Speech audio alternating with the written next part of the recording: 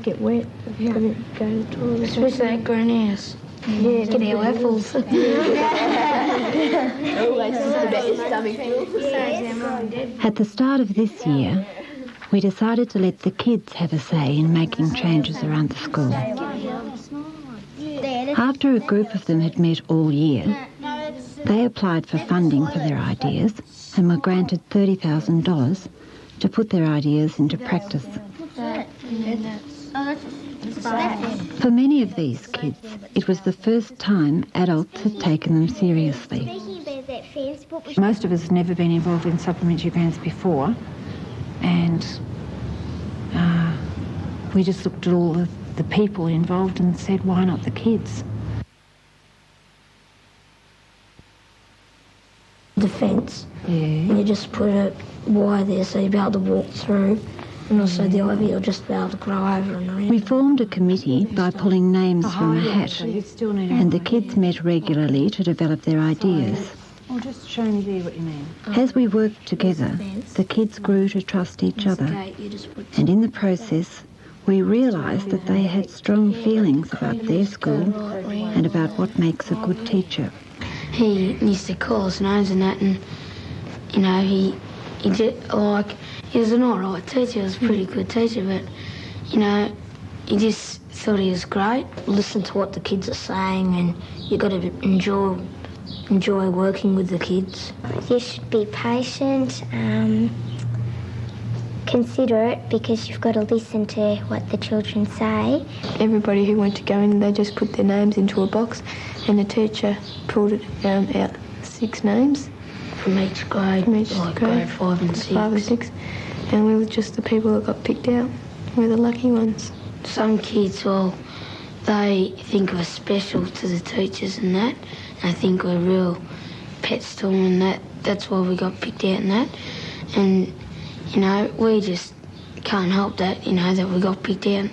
Yeah, you didn't really know the people at first, and then when you sort of get in a group like this and talk about things, you find out more things and you get to know them better, and yeah, more of friends than what you were when you started. We were really nervous because we didn't know what to do, so we just started thinking about things that we would like and what we like about the school and what we haven't got. Oh, it's been a lot of talking and that, but there's no work yet. If you know what I mean? Like, there's work when you talk, but it's not hard work, it's mind work. It's good for the school because you get more benefits in the long run, like we're getting the things done, and we've got a better benefit in the long run because everybody's going to be able to use it, and you know that you've helped to get that. Like, just say if you wanted something, well, yeah, it'd have to be for everybody because, you know, the regional office can't just waste it on yourself, like.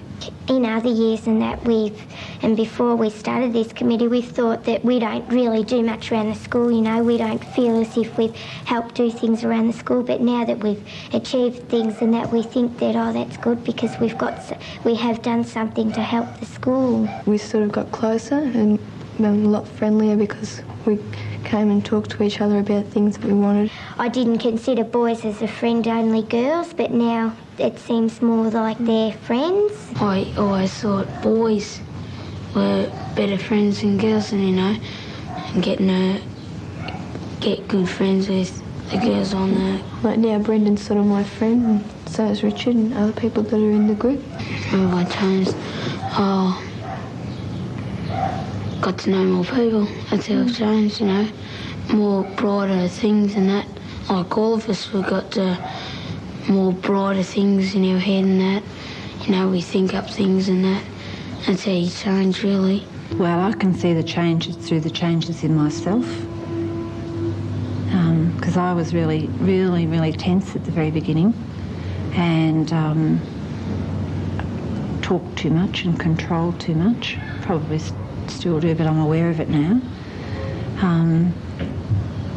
And the changes I see the change in me. I think I've mellowed a lot and I've learned to respect the kids a lot more because when you're imparting knowledge, even though you do it in a very democratic way, you know, our classrooms would be relatively open, this situation has taught me a lot more about kids. Like I mix with kids and the kids in the, you know, in the home background and everything, but I don't think I realised that these kids had a real viewpoint. The thing is that you realise that we only come to this school. Like after I went out with the kids for this long walk up the creek bed and under the bridges, and they identified every brick and every thistle and, you know, really personal, this is where we do this and so we do that. When I came to school on the Monday, you think, I'm the one who's outside, you know. This really is theirs. It's an interesting fact in education that a lot of teachers think that children are learning when the teacher has control. What's happening is the teacher feels the children are learning, but they're not necessarily learning. And we're involved in a lot of educational programs here now, curriculum programs, where the children have almost complete control. In the writing room, that's a special atmosphere. It's just a plain room, but it's been decorated up and it makes you want to write and do things like that. Writing is about the only thing that we really get to pick at what we want to do, because most of the other schoolwork, the people down in Melbourne, they tell the teacher what we have to do, and it's sort of really not our choice. If people think that we're breeding a sort of a group of anarchists, well, probably that's rather super too, because, you know, it's better than having kids who are morons and control. One of their ideas was vetted, and I felt very sorry about it, and was done at the parents and teachers meeting. When we looked at all the proposals, the children wanted to learn a second language. And what they'd said, and was on tape, what they'd said was they wanted to learn Paris or Latin, and a whole lot of giving names like Hong Kong and they wanted to learn them for sort of just so they'd know more about the world, they thought. And